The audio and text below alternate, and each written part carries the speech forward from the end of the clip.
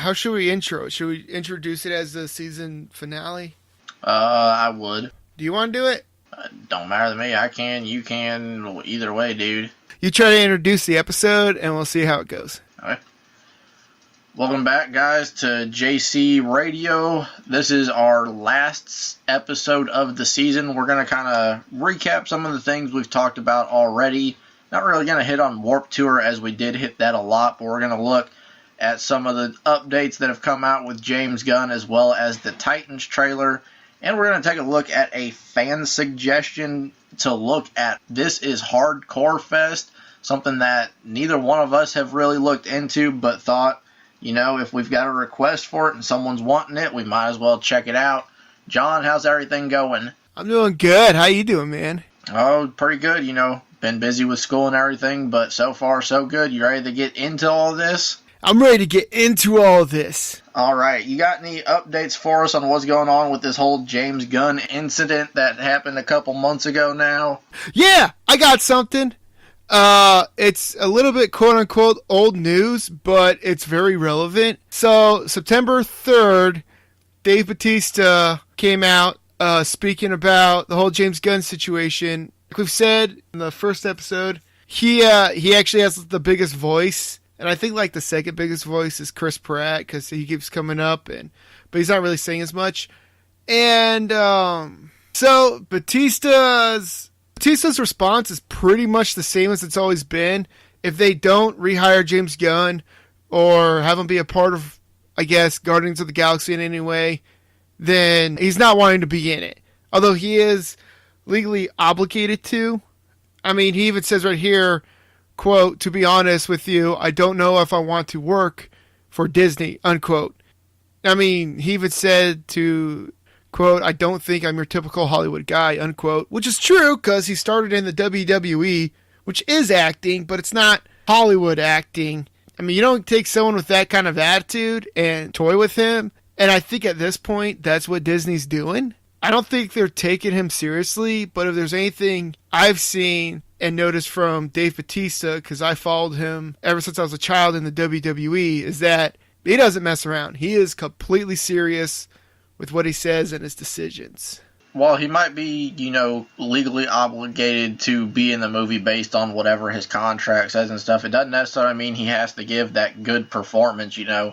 If they pull that card on him where they're like, well, based on the contract you signed, you still have to do this movie, he could be like, okay, and then show up for the takes and stuff and just make it completely horrible. If he's that stuck on, you know, Gunn being either the director or involved, he can make it bad. Well, yeah, and any of them can. The downside with that move is that, you know, it'd be hard for other film companies to hire him then, because they don't want to be like, oh, well, we don't want to hire Dave Bautista, pissed him off by accident, and then have him just the show.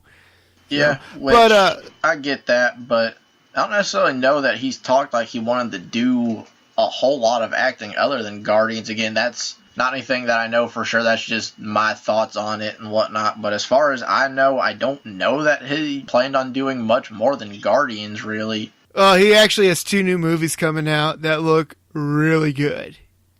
Does he? Okay, yeah. Again, I don't follow him a whole lot, you know. I've enjoyed his stuff with Guardians, but again, just from what I thought, you know, that's all. But yeah, if he's got other stuff coming out, then yeah, I mean, that probably wouldn't be his best move.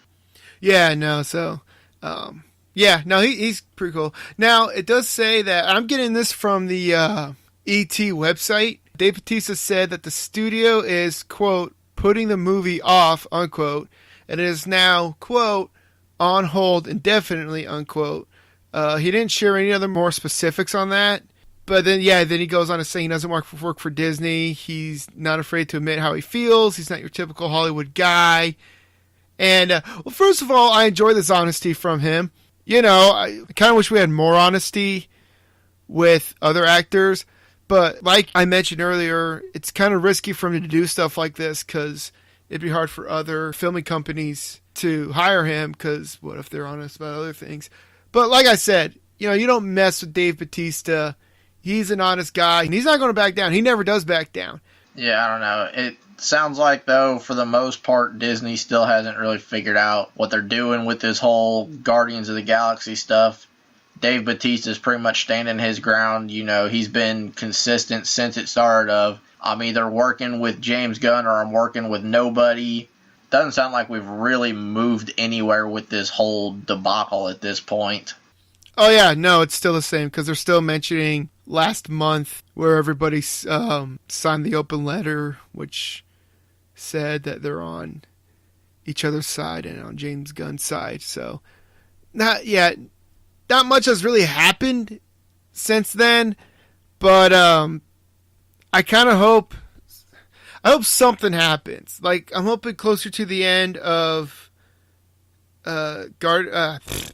I'm hoping towards the end of the Avengers series that maybe we'll have something new up to date. Because, I mean, that basically gives us a whole year for something to happen. And if nothing new happens by then, and Guardians of the Galaxy 3 doesn't happen because Dave Bautista opened his mouth and Disney's being a baby about it, then I kind of got to rethink Disney and the MCU universe then. Yeah, I mean, for Marvel fans or even just comic book fans out there that are waiting on it, I mean, yeah, hopefully we get something. Even for the actors involved with it, you know, I'm sure they're getting plenty of money from this thing or that, but not necessarily for their paydays, but, you know, for just them wanting to do the work they want to do. Hopefully it gets back on track for them. Disney, I still think, was the one in the wrong here. Hopefully they get something figured out. Otherwise, yeah, I mean, you might have to rethink this whole partnership there. I mean, I don't know. We'll have to see what happens there. Yeah. So, we've talked about James Gunn again. Do we have anything new on what we initially saw as probably the worst DC anything to come out yet to date? Whether it's a movie, TV show, even some of the comics, you know. A lot of people, including myself, thought well, now not new, but somewhat old now, Titans trailer was probably the worst DC thing we'd see come out. Do we have anything new on that? Yes, we do. Would you like to hear it? Sure, man. Alright, so we do technically have a second trailer. It was released on Batman Day, and we had our first look at Jason Todd as Robin helping out Dick Grayson. Now, what the trailer looked like is that it looked like Dick Grayson was in a bit of a sticky situation, and Jason Todd came in out of nowhere, probably helped him out, and then picked him up and said, "Hey, what's up? I'm the new Robin." And the trailer was like that awkward moment when you meet your replacement. And I was like, oh, it's happened to me before. It is awkward. And then they're in an elevator, and Jason Todd's like, yeah, this is really cool. You know, you get to be famous. You get to beat up people. You get to drive the Batmobile. And Dick Grayson's like, he lets you drive the Batmobile. And then they kind of awkwardly stare at each other. Then it was like, Titan! So, I know you're about to go on a rant. Let me put my 2 cents in really quick and then get comfortable while you go on this rant. Okay? Go for it. Alright, so, I'm still kind of thinking the same. As I said before, I don't like the twist that they're putting on it. They could have made it PG-13, not R. I like this trailer because it did have a bit of a humor to it. I don't like that it's still dark in the sense of lighting, and I had to turn up the freaking brightness on my electronic device in order to see everything. But I did like the comic fact in it. I mean, it was a little humorous. I was like, okay, so there are going to be funny moments in this. I gotcha. It wasn't enough for me to be like, aha! It was enough to be like, huh, that's funny. But then I'm going off, and I see this article on IGN that came out September 19th, 2018. And it says, Titans added F-Batman line in reshoot to set the tone. So I guess originally the trailer was just supposed to be Robin kicking butt and then walking away. Kind of like the montage of all the other characters where it's just them doing their thing and no dialogue, which I think would have been cool. But I guess during the reshoot, they added the F-Batman line to set the tone for what they're actually going for in this series. And what they're kind of going for is that it's not Teen Titans, it's just Titans. They're not teenagers. I assume it's going to be funny here and there, but I don't think comedy is the main factor in this. On this article, it actually shows pictures of Jason Todd and Dick Grayson both dressed up as Robin. And I thought that was kind of weird, but when I kept reading the article, it said that, like, this is during the time that Dick Grayson is moving away from Batman because he doesn't like his ethics in crime fighting, which did take him a while to get the Nightwing costume. How long, I honestly don't know. I'm guessing this was it's been a few years later, like 2 or 3 years. Dick Grayson still has his Robin outfit. And the only reason why I say it's been a few years because Jason Todd is now in the mix in his Robin outfit. Now, the actor for Jason Todd, I didn't think would do good. I seen him in other things, and I'm like, he doesn't really look like a Robin guy. But seeing him in his costume, he actually does pull off the Robin look pretty good, so I'll give him kudos to that. What this was also saying was that Dick Grayson is more violent because of just different issues that he has, in the past with Batman and, I guess life choices of being a crime fighter and going solo. But joining the Titans and teaching them helps him through his issues. So I don't think Jason Todd is going to stay, not Jason Todd, of course he stays a killer. I don't think Dick Grayson is going to stay a killer. I think he's going to start off as that, realize what he's doing is probably hypocritical and not really him. And then as he merges into his old ways is when he probably decides, like, I'm not Robin anymore. I need to move on and let that go. And that's what I think is going to happen. I understand the take that they're putting on this of this isn't Teen Titans. This isn't the TV show, the cartoon. This isn't the comics. This is just our own rendition of the Titans. Okay. Go. I don't know. I understand they're doing their own thing with it, and we kind of talked about this a little before, but I just have a lot of issues with pretty much everywhere they're going with this. For one, the fact that he's still Robin when Jason Todd shows up. If you're going anything off of comic book TV, anything we've got, that doesn't happen. He is not still Robin by the time the next Robin shows up. He's already become Nightwing. So, I mean, I get that's just a timeline thing. Do whatever you want, I guess, DC. I mean, it's your stuff. But I feel like when it is a DC show, they already have all this material from their history of comic books. Why are you going a completely different route that you've never once shown us? On top of that, I've seen a picture that came out recently of the entire cast, so, we finally got to see Beast Boy. The first trailer, he shows up for literally like a second in the trailer, and you can't even tell what's going on at that point. The second trailer is literally just, I guess, Dick Grayson and Jason Todd. No one else really shows up in that. So seeing the picture was all I've got to go on Beast Boy, and my issue with that at this point is he's just straight white. Like, Beast Boy is green. That is a given fact in the comics, is he is straight up green. And they're just like, no, we're just going to give him green hair, call it good. And I mean, I had the same issue with Starfire. I don't have an issue that the actress themselves is black or however they want to go about it. But her skin tone is orange. Like, it's always been orange. It's never been white, black, whatever other skin tone you might see on Earth. It is straight up always been orange. So I've got some issues with how they're going about that stuff. I don't know. I guess most people, I should say, that grew up with Teen Titans, the TV show, we weren't exactly expecting exactly that with a live action, but we were expecting that kind of tone, the more lighthearted kind of kid-friendly tone with it. And, I mean, if you want to make it rated R, do whatever. It's the comedy, though, that we're still expecting. We're still expecting, these characters to be teenagers trying to figure themselves out and this and that. I mean, I get you can kind of be in that stage as you're older, but it's not what anybody expected. I mean, if they're going for the whole, oh, well, they're not teenagers, well, I guess the only question I have on that is then what the heck is up with Raven? Like, everybody else, yeah, I could see them passing for not being in that teenage years. Raven, though, looks like she's about 15. Robin looks like he's in his late 20s. Starfire, same thing, looked like she was in her late 20s. Beast Boy, I've got one picture to go on, so I can't say much about him. And then Raven, straight up, out of everybody, she looks like she's still a teenager, and I just don't get how any of this fits together. But I don't know, maybe I'm just one of those fans that doesn't like it. I'm going to always be that way. I just think that DC is kind of digging themselves a hole with this because we've had material. We've seen what they've done with this, and now they're just like, well, after all these years of everything we've given you, now we're just going to say screw all that and here's some other stuff.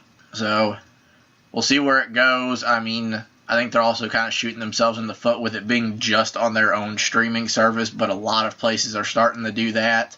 I don't like it. I don't think I'm ever going to like it from what I've seen. I might give an episode or two a shot if I ever feel like getting the streaming service or if they put an episode up for free. But otherwise, I don't think this will be something that I look forward to ever. I don't think I'm ever going to want to watch it even after giving it a shot, just what I've seen. But who knows? There's probably fans out there that are the exact opposite. There's probably people super excited for it. I mean, I'm glad they finally got some humor in there because that first trailer was just super depressing. So, I mean, I don't know.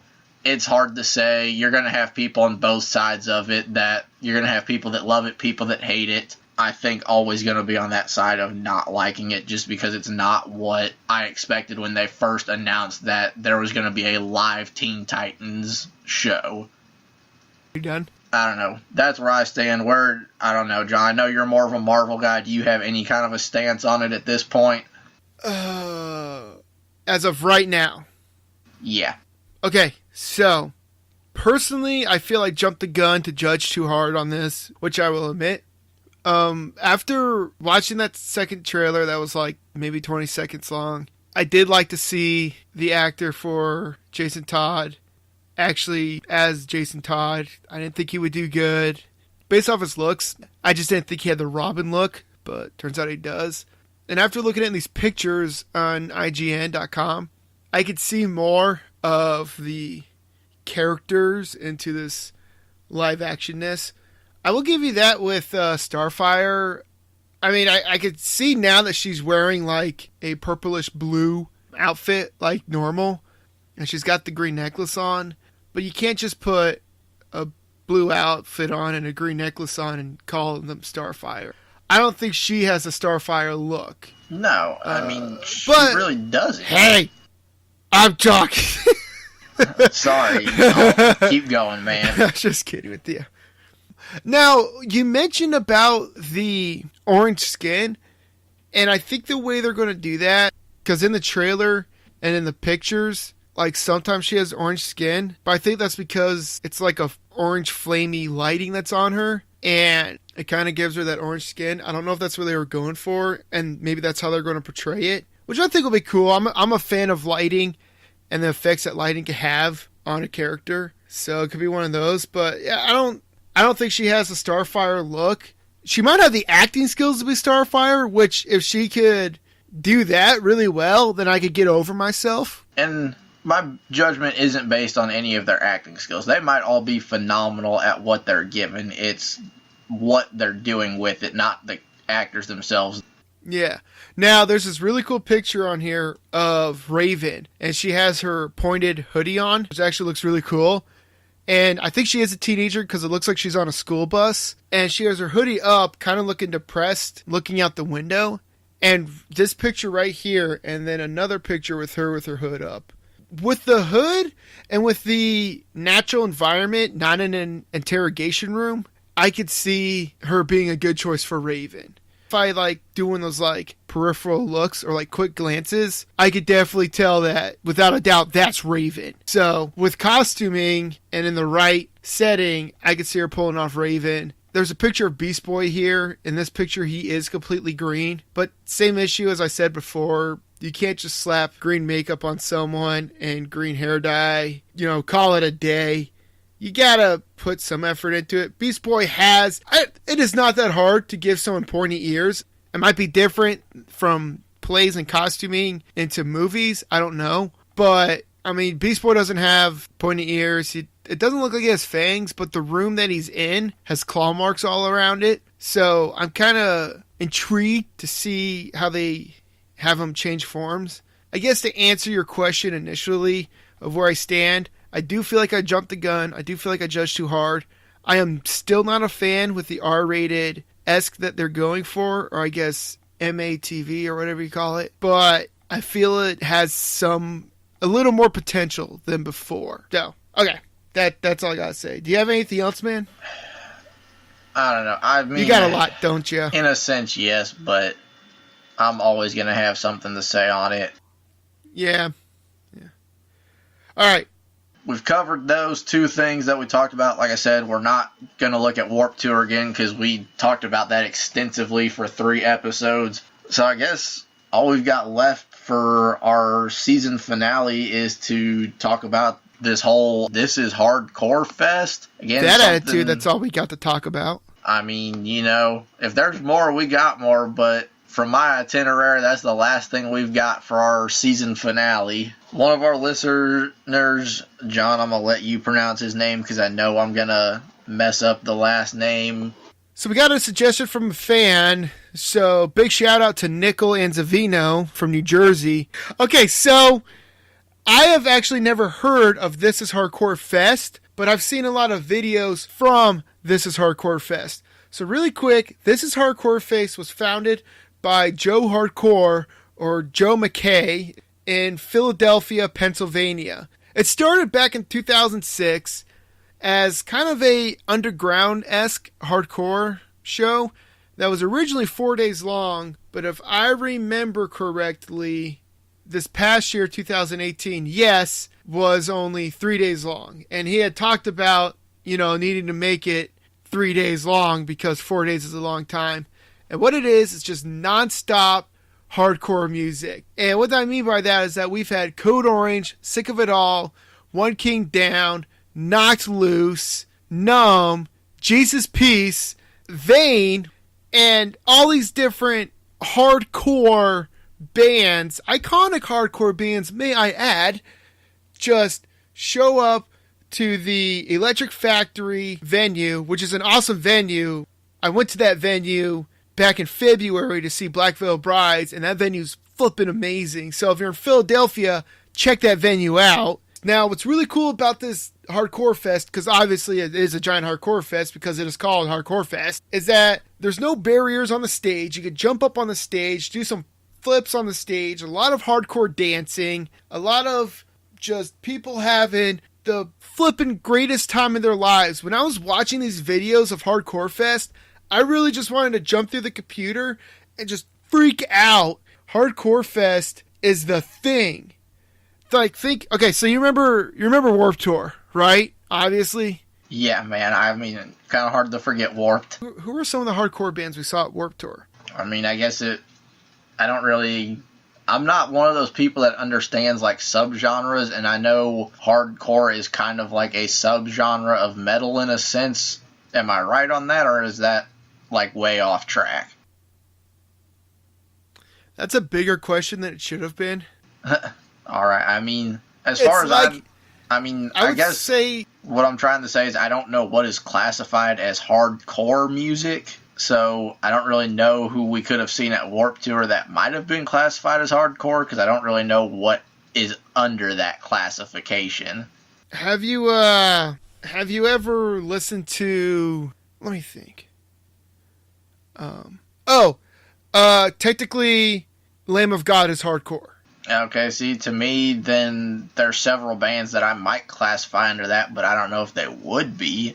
Hold on, let me go under my hardcore playlist real quick. All right. Which I know I'm going to get punched in the face for probably having some of these bands on my hardcore playlist, but shut up. It's all subjective in the end. I mean, you can classify everything how you want, but I mean, in the end, it is what it is. Okay, so I would like to add before I read this playlist, I have many hardcore friends that have suggested some of these bands. So if you have a flipping problem about it, let me know so I could give that problem to my friends, and then I'll get back to you. All right. All right, so bands that I consider... This is a dangerous sentence I'm about to say. I mean... Bands that I consider... What? I was just going to say, it's what you consider. It's not what other people consider it to be, so it's all up to your own opinion. So, they can't say you're wrong in it. Well, Cody, if I were to look at you and say that Blink-182 was heavy rock, what would you say? I mean, I guess if that's what you constitute as heavy rock, I guess Cody, so. bullcrap. Hold on. No, shut up. Fine. No. If I were to say Black Veil Brides was classic rock, what would you say? I mean, I'd say you might be kind of dumb, but... All right, there you go. That's solely for the fact that they're not old enough to be classic rock.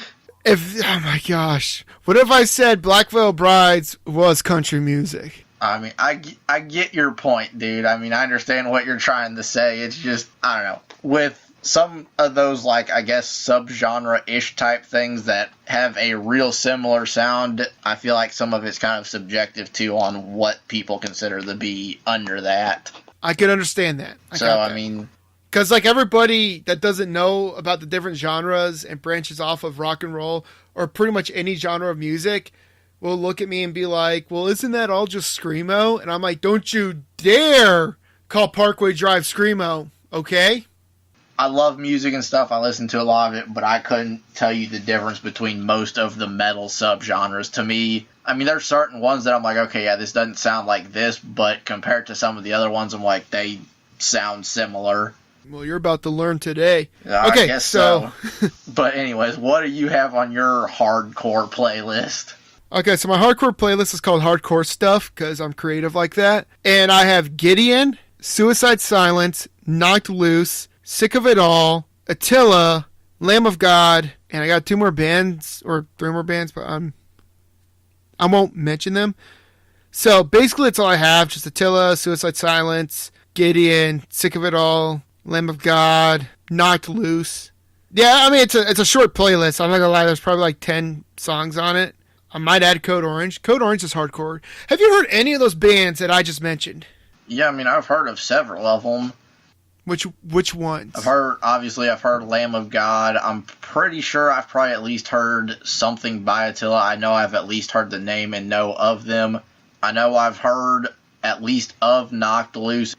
Based on that, I mean, if we're looking at who we saw at Warped, I mean, I don't know if they're considered it or not. Is Motionless in White considered hardcore? Because in my... Okay, so... Obviously, people are going to probably be pissed, but in my own brain, they sound real similar to a lot of those guys. So, no. Okay, so... Don't egg Cody's house. Okay, so Motionless in White is not hardcore. They're more on the side of heavy metal. Okay. I guess. Gosh, you really picked a hard band to define.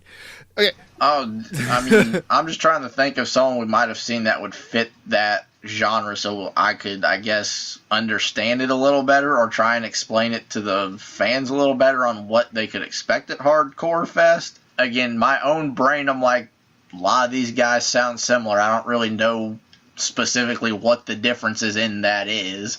And like the hard thing about that is I think the closest thing we got to hardcore this past year at Warped Tour was Unearthed, because there was a lot of hardcore dancing going on there and a lot of those like deep drops like the dun dun dun dun. Yeah. Like that, like a deep drop happening like 2 or 3 times in a song.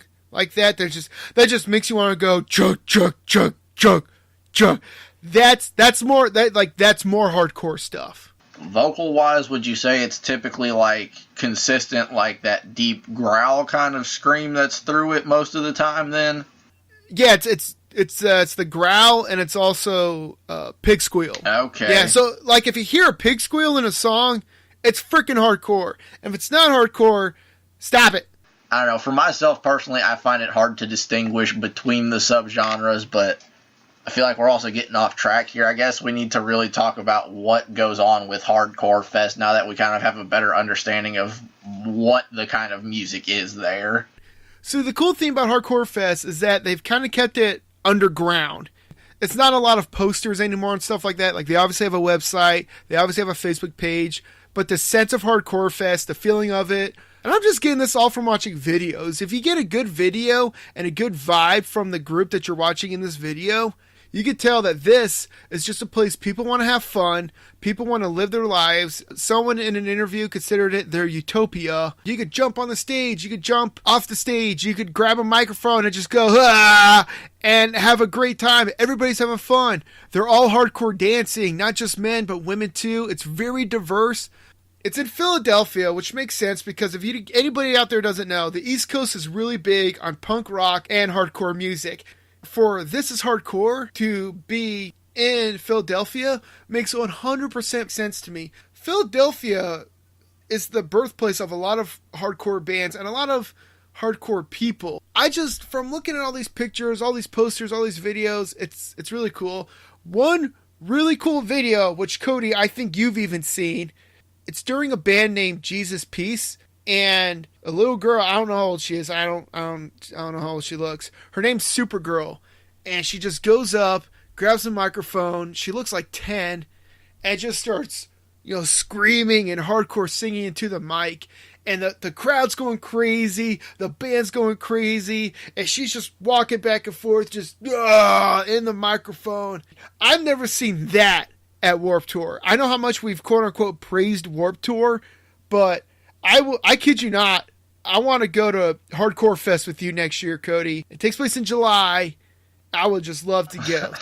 I mean, if I've got the time to, man, I am all for it. When you come to This Is Hardcore Fest, it's very much still a traditional underground show. I mean, everybody you see there has got X's on their hands. It's very straight edge.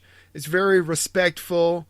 When you go into a hardcore mosh pit, it's called hardcore dancing. If you watch the music video Step Down from Sick of It All, they go through all the different hardcore dancing, and the show's like a live show of Sick of It All. Basically, you're just flailing your arms and legs around, doing flips and stuff, kind of like training for martial arts. It's actually really cool. If you do it right, you won't get hurt.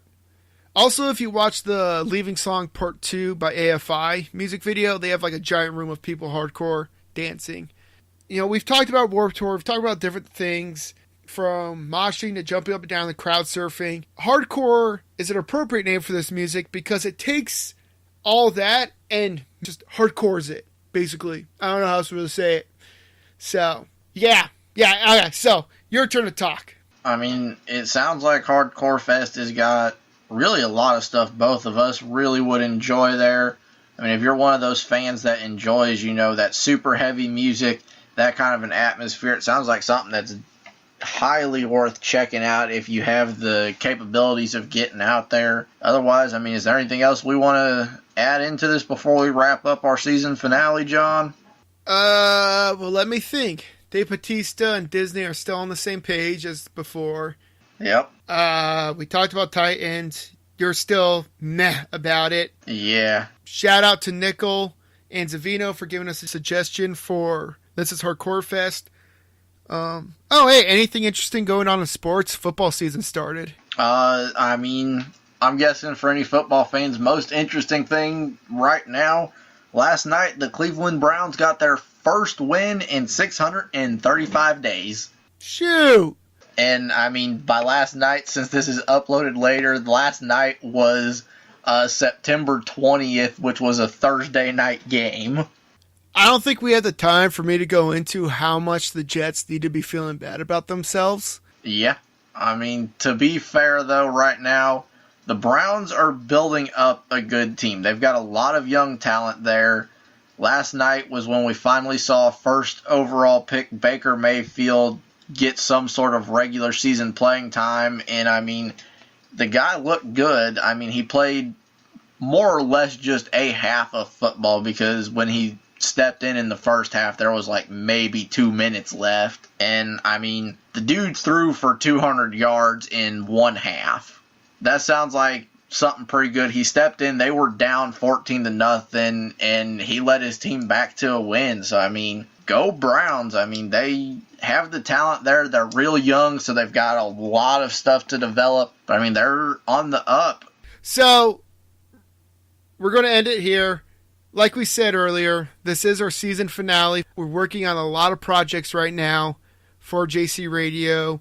We will keep you guys updated to the topics at hand, previous topics, future topics, and we are starting a new show called JC Radio Updates. What that is going to be is that at the end of every month, I will give you guys about a 2 to 5 minute update of the events that have happened this month. Maybe a little longer or shorter, depending how eventful the month was. Cody will sometimes join me. We hope to start up our new season around probably early January, just to start up the new year. We will keep you guys updated on our progress, on the announcements, and our projects at hand. So, Cody, would you like to have anything to say to the lovely people out there? To anybody listening, if you've got any kind of topics you're wanting us to cover, whether it's stuff we're familiar with or not, send it our way. We'd love to either do the research about it or just give our opinions on it. So, we're always looking for something to discuss. Yeah, exactly. Let's not just stick with festivals. I mean, of course, obviously we're passionate about music. We're also passionate about other things too. So give us your suggestions. I don't care what it is. We'll do our research. Heck, we might even give you a shout out during an update. We're pretty much down for anything. I'd say the only thing we're probably not going to know much about even after research might be makeup or some sort of beauty product. But hey, if you really want to hear it, we can give it a shot. Well, Cody, as always, it's been a pleasure. And since you started it, do you want to end it? Always a pleasure sitting here, talking, hanging out. To anybody out there listening, thank you for joining us. We hope you come back whenever we come back for our next season. We enjoy doing this. Whether you come back or not, we're still going to be here. So signing out for now, this is JC Radio.